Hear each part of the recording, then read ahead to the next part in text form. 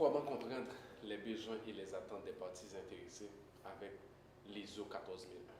Il faut dire que les effets négatifs du développement des différentes sociétés sur l'environnement sont plus fréquemment perceptibles et palpables par la population, à savoir la pollution, le réchauffement climatique, la biodiversité, l'érosion, les phénomènes climatiques exceptionnels, le manque d'eau, la recrudescence de maladies particulières, etc. Dans de telles situations, quelle est l'importance de la mise en œuvre de la norme ISO 14001 pour les organismes au moment où le niveau d'exigence des différentes parties intéressées ne cesse de s'accroître? Quels sont en réalité les besoins et les attentes des parties intéressées? Et ce sont des questions extrêmement importantes auxquelles nous allons tenter de répondre dans cette vidéo. Et si vous n'êtes pas encore abonné, je vous invite à le faire tout de suite. Avant de voir les besoins et les attentes des parties intéressées, voyons d'abord ce qu'est un système de management environnemental. Rappelez-vous bien que ce système aide les organisations à identifier, à gérer, à maîtriser leurs questions environnementales dans une perspective holistique. Comment les autres systèmes de management ISO 14001, utilisent une structure de niveau high level structure. Elle peut donc être aisément intégrée au sein d'un système de management ISO existant, tel que le système de management de la qualité. Elle prévoit par ailleurs la nécessité de s'inscrire dans une dynamique d'amélioration continue des systèmes et de la démarche des organismes, surtout pour aborder les questions environnementales de façon générale. Maintenant, revenons sur la nécessité de comprendre les besoins et les attentes des parties intéressées. Sachez bien que la nouvelle version de la norme ISO 14001 en elle-même amène ce qu'on appelle une obligation supplémentaire aux organismes de façon générale. En point 4.2 de la norme ISO 14001, les organismes doivent déterminer les parties intéressées qui sont pertinentes dans le cadre de leur système de management environnemental et doivent en quelque sorte prendre en compte les besoins et attentes de celles-ci. Car les besoins et attentes des parties intéressées deviennent en quelque sorte des obligations de conformité pour l'organisme par rapport à la norme ISO 14001. Voyons maintenant ce que dit la norme ISO 9000. En point 2.2.4 de la norme ISO 9000, le concept de parties intéressées s'étend au-delà du seul client. Il est important de prendre en compte toutes les parties intéressées pertinentes. Sachez bien que les parties intéressées pertinentes sont celles qui présentent un risque significatif pour la pérennité de l'organisme si leurs besoins et attentes ne sont pas satisfaits.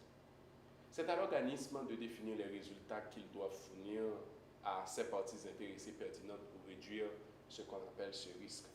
Les exigences des parties intéressées, à ce niveau, il y en a 3 étapes qui sont réellement nécessaires et à prendre en considération. La première est d'identifier les parties intéressées pertinentes. La seconde est de déterminer les exigences de ces dernières. Et enfin, qui c'est la troisième, c'est d'élaborer des stratégies selon les intérêts et les parties intéressées pour l'organisme.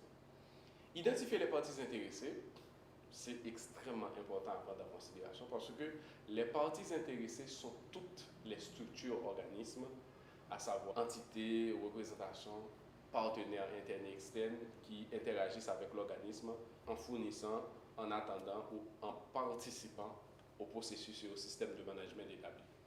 Une fois que les parties intéressées sont identifiées, déterminons maintenant leurs exigences. Déterminer les exigences, les clients et les prestataires externes ont des exigences particulières vis-à-vis du système de management de l'organisme.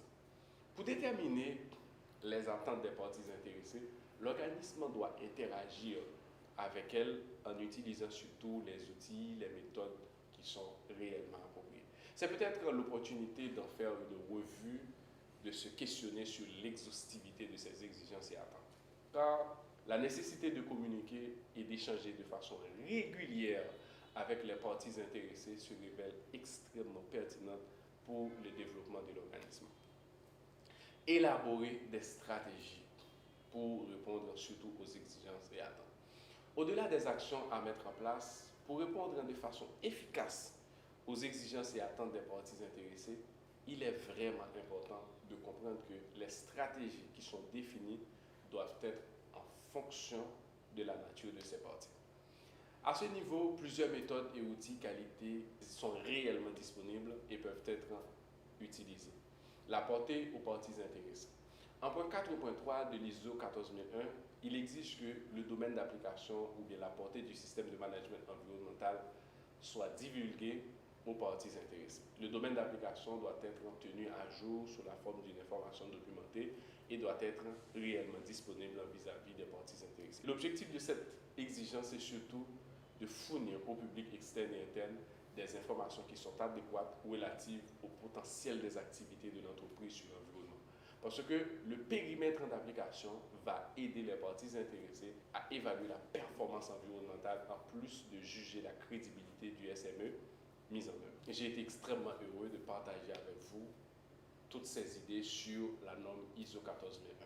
Si vous n'êtes pas encore abonné à ma chaîne, je vous invite à le faire tout de suite parce que sur cette chaîne, on ne parle que de la qualité des normes. Partagez cette vidéo, quelle que soit sur la plateforme que vous la regardez, sur Facebook ou YouTube. Et quant à moi, je vous dis à la prochaine.